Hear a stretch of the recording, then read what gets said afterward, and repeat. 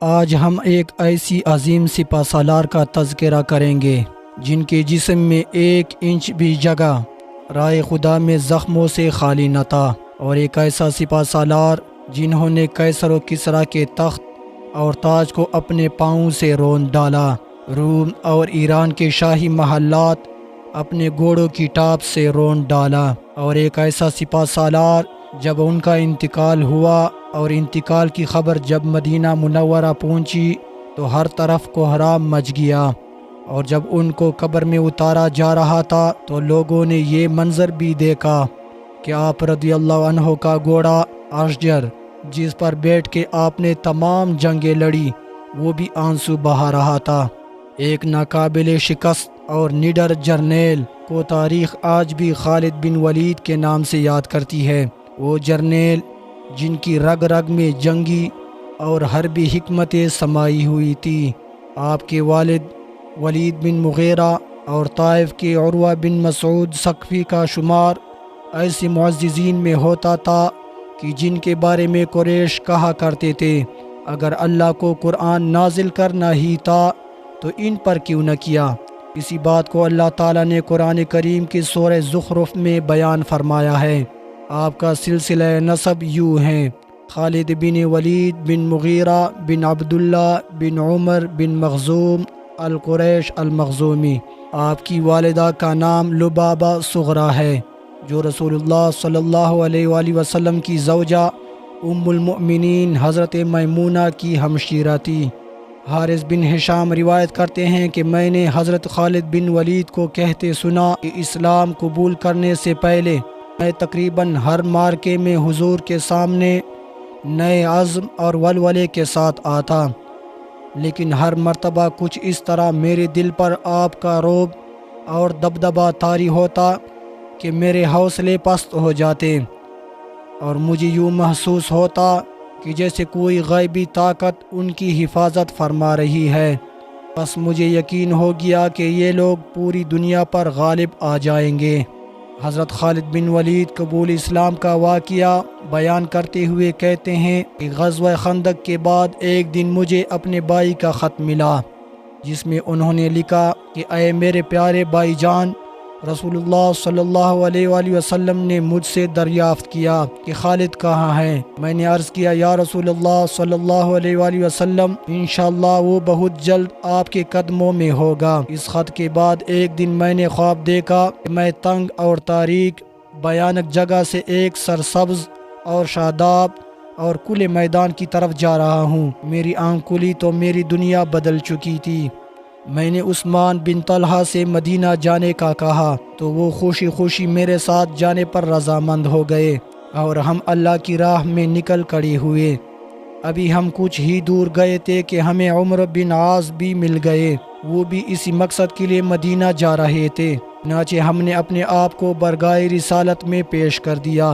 سرکار دو عالم صلی اللہ علیہ وآلہ وسلم نے فرط محبت سے صحابہ کرام سے فرمایا، مکہ نے اپنے جگر گوشے تمہاری طرف پھینک دیے ہیں۔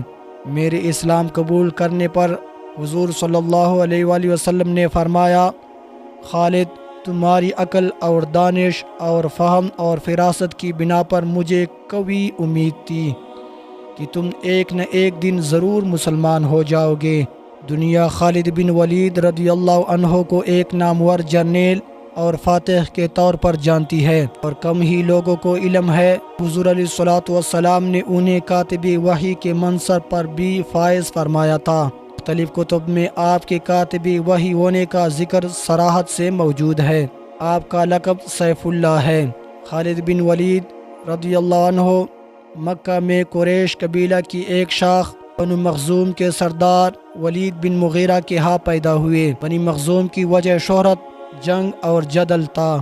وہ شروع میں مسلمانوں کے مخالفین میں سے تھے، اور احد کی جنگ کا پانسا مسلمانوں کے خلاف پلٹنے میں ان کا اہم کردار تھا۔